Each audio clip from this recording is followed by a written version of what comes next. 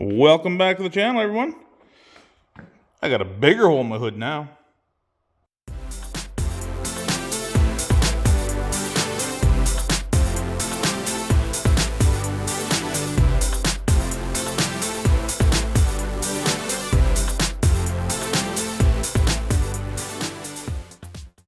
So yeah, as usual, welcome back to the channel. Been out here getting some work done already.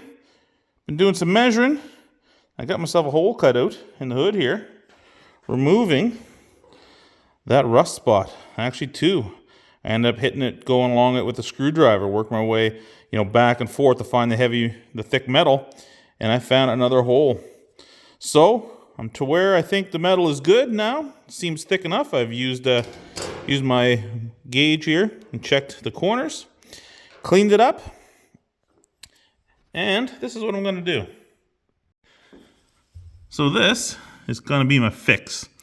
The hole is actually a little shorter than 8 inches, but it's 2 inches wide, and this is the hole that I cut out.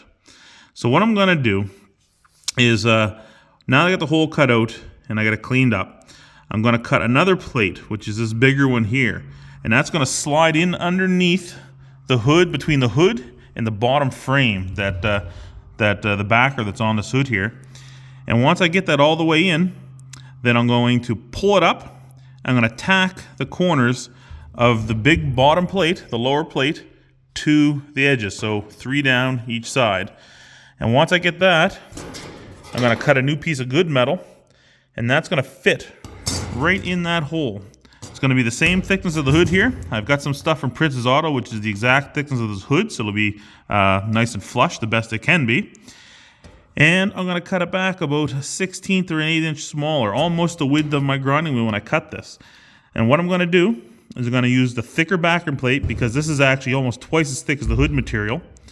Then I'm going to weld that hole, spot weld that hole, so it's going to go through this part of the hood, through my patch, and then hopefully most of the heat's going to go straight through into this bigger plate so I don't burn this right out. And instead of doing tack welds and then stitching it, I know it's not as strong, but really it's just the hood. There's no strength I need here. I just need it to be not warped. I'll do my tack welds, and then I'm going to space my tack welds a 1/2 inch apart on each side all the way down, one in the middle, and that what's left over, that 1/4 inch space, is going to be a tack and a drag. Then I'll start the other end, a tack and a drag, and so on and so forth, work my way around until that is completely joined together with mostly spot welds, but good penetration, and hopefully that'll cut down on some warping. So I have that larger plate in behind there now, and then just using a magnet, I can pull it up, and you can see how tight I can get it to that bottom steel. Now it is a little bit up over here, but it's easily maneuvered and bent down with my hand. This did get a little bit of a warp in it when I was cutting it out with the grinder. Even though I tried to do it slow and not get any warpage, there is a high spot I can feel basically right from here to here. I can feel the high spot in it. But that's all right. This side here fits nice and flush and tight, so I'll be putting a little tack in each corner, one in the middle. Then once it's up, I can use more of these magnets for strength, and also I can get underneath with a screwdriver and I can come in from the edge and pry up on it just to get this as tight as I can on each point, and then I'll work the middle and get a tack there. Then when that's done, I'll cut my new piece to fit in the middle, trim the edges so it fits flush, and like I said, I'll be welding through that 1/16th, little over 1/16th gap, straight through the 2 thin pieces into the heavy piece of metal, and hoping that takes my my heat and keeps the warping down. Now this, like I said, this is not a recommended way, or I'm not telling you this is how they do it. I'm new to this. I've never done something like this before, to try to weld in behind here and try to keep my warping down. So I'm just kind of playing it as I go and hope that it works out. There, I got that tacked in there and cleaned up. So I ended up, once I got it tacked in, it feels pretty good. I don't think it warped a whole lot, but really I haven't done much work to it yet. I cleaned it off with a flappy wheel, and my welds here on the side, they protruded out a little too much. So I got a brand new flappy wheel, and just used the edge of it to like cut that weld off, just so I didn't have such a gap coming back on the sides. So I still got some penetration there to hold this up. So this doesn't need to be much. The weld that's going through the crack between the two halves and into the bottom, that's what's going to hold it. And I did the same thing up here. I just cut it back a little bit. But I think this is going to work. Ooh, a little bit of slag right there. I got to knock off. Got to make sure this is perfectly flat. And I'll get my piece of tin cut. It'll fit right in there. All right, here's where we're at. You almost couldn't tell that was there. That fits so good. Got a nice little gap all the way around. A little bit bigger hole here, not an issue. Put a couple extra tacks there to fill it in, and we'll definitely be doing body work on this anyway. But we're nice and smooth on the edges, good clearance, good height. Time to tack that sucker in there. So there we are, the first few gnarly tacks, but we are good and straight. I've let it cool down. I'm actually using a little bit of air, not at 100 psi, but just a nice little blast to cool that down. Quick, but not too quick. Everything's feeling good so far. So the only thing to do is just keep working my way around. So while I'm going back and forth on that, letting those welds cool so I try not to get too much warping. Good fire going as usual. I thought I'd bring you back here to take a look at this. So yeah, I kind of skipped a few videos here on YouTube. It is on my TikTok, but I kind of went past from I was at the welding point last time, and I just went straight through. So I ended up getting my welding done, ground everything down with the flappy wheel, went through and rust primed everything, and got the etch primer on here, stuck to it real good. And then I went through my seam sealer, and once that was done, I came back and I put the rubberized coating on. And this turned out awesome. All the gaps lined up good, welding went down fine. There's only one little hole right there. It's actually a weld one that I forgot to plug weld. And I don't want to burn all this up, so I'm actually just going to put a little bit of the rubberized coating in that hole and seal it up. But I am really happy how this turned out. There's no gaps, no holes, nothing. Down the pockets, all the holes you see, it's all for body panels, bumpers, and stuff that are going on. But I am extremely happy how that turned out. So I've decided that I might as well do this hood. Not 100% perfect, but pretty close. To get it done means I'm working on it.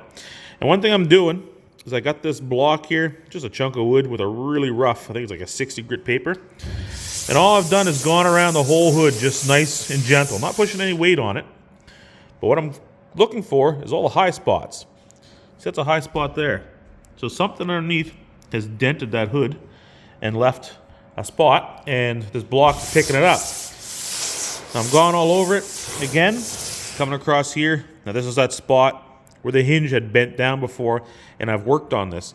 Now, there's definitely going to be low spots around this, but the high spots are the problem I'm looking for right now.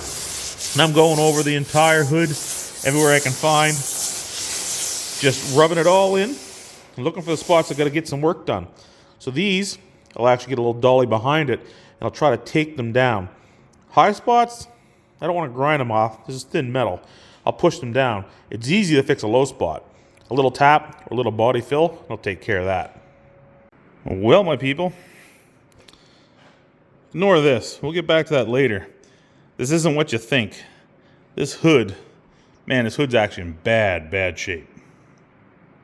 So like you saw there, I was going over with my rough block to find my high spots. And these are those pin marks. There's a couple there. This is a high mark here. And this, which one was it? I think it's this one here. This is the only high one here. These are actually divots. These are low spots. When I went across, I ended up using my DA sander as well. When I was done, slowly went over the whole hood, just using the weight of the sander. And those are the low spots I got to fix up, which are probably just due to hail and stuff like that. But as I come to the edge of my hood, and here, I'm coming to a mess. Now, I accept the fact this thing's not going to be perfect. This is my first full build.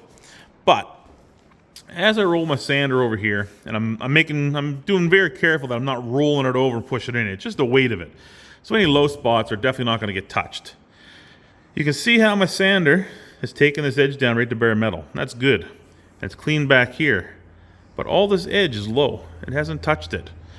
And as we follow it, it starts to get worse. Now it gets to the point that it's actually grabbing steel. That's how low this dip is. This caved out piece is dipped. And then it continues on, and it's like a perfect 1-inch space the whole way up the hood. The whole edge of this hood is like, I don't know, maybe from where they roll it over, it's been crimped, and it's made an edge flat right across there.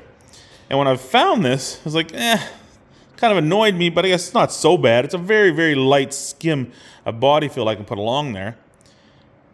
But then I came to the other side. So as I started the other side, same thing. Comes to the metal. See him doing nice back here, not touching any of this primer in the middle. And you see some paint left behind. And then we took a jump. Can you see this spot right here? Okay? See this line? Continues on. There it is there. There it is there. It comes up right here. At this point, we're about 4 inches into the hood. It continues on, and that's it coming out here. Now we're about 8 inches into the hood, and then it drops off into this huge hole. This is like 8 inches all the way tapered down to nothing, that there's a crease right in the hood. Like, it's the only thing it can be is from factory. So here's where I did my welding. You see the end of my burn mark here. My welding's right in here, and it's not too bad. But this piece is huge, and it's just a big dip. And underneath here is the full plate. I can't get underneath this. There's nothing I can do all along here. So I thought, you know what? I'll mix up some body fill, put on a big flat edge just to see how bad it is. Well, way worse than I thought. Now this definitely, it's not as thick as you think. You're maybe a 16th here. It's barely an edge. I didn't even really feather it out too much. There's still an edge on it. It's maybe a 16th. But this side of the hood here is just this huge crease, huge crimp right down it. Now, I could leave it, maybe because I'm going to paint this white. That's been the decision now. Maybe I wouldn't see it, but you know what? I might as well try my best and see what I can do. I'm not a professional at this by no means, but at least I'll do my best and get it looking right. All right, so we are into my second little skim of body fill. And you can see how many spots are actually on this hood. And it's kind of fun. It's turning out good. It's nice to get that nice feathered edge. Up here, like this is perfect. There's no, you can't feel a transition at all. Even though I see that dark line, it tells me that there should be a low spot. If I put my little straight edge across that, I have a metal cut straight edge, there's no gap at all. So it looked pretty good. I could feel a little edge here, so I put another one on. And of course, the spot that I sanded out, I didn't have quite enough body fill, or there was some pinholes, so I've gone over that. Definitely not a professional. Kind of learn this as I go here as well too. And then of course on this side, I just went back through and fixed it. This feathered out really nice. It's actually very thin. Like you could see the metal coming through over here as well too, or in here and down along this side. That's how thin the coat is. It's just that literally you close your eyes and you could feel that edge. So I just, I want to feather it out. It's not taking a long time. So I kind of rather do it right, because I worry that when I paint it, I'm going to see that line that goes right up there. So might as well take a little bit extra time and do it now. And that is that. Man, that hood turned out awesome. Yeah, I'm pretty pumped how this turned out. It is so smooth. You cannot see any of the transition lines to where I did the body fill. Everything went perfect. There's no wavy action. Where all that work was done on this side, everything is good here. There's a couple little pinholes here and there. I think that's, I don't know if that's from putting it on like too thick at the first go or just rolling bubbles into it or something. I did have an issue. I was trying to get the right ratio of hardener and filler. And I'm thinking one of the times I did a little bit, it hardened way too quick. I'm thinking maybe that caused the bubble. But That turned out awesome. There's no seams, no lines. All the sanding that I did through it, I was worried that, between like the metal and the old primer and the new stuff, that would have left lines, but it is smooth. I wouldn't say smooth as glass because it's primer, but it turned out excellent. But that's it. That's another part to the 64 done. Hood is finished, other than paint, but the whole car is going to be in primer for a while. And this I just sprayed this with a spray bomb. That's it. Right. I just had my regular my etch primer that's also a rust primer. That's all I put on this quick. As I do the car, it'll be the same way. As I do it in sections, I'll just paint it and prime it as I go in sections. And when the car is done, it's going to be in primer for a bit as I'm, making sure the engine's fine, testing it, doing some other work on it so I'm not dinging it up. But when it's finally ready for paint, I'll wet sand the whole car. The whole thing's going to get wet sanded. Pretty much all this is going to come off. And then I'll lay down a real coat of primer with a spray gun and do a better job.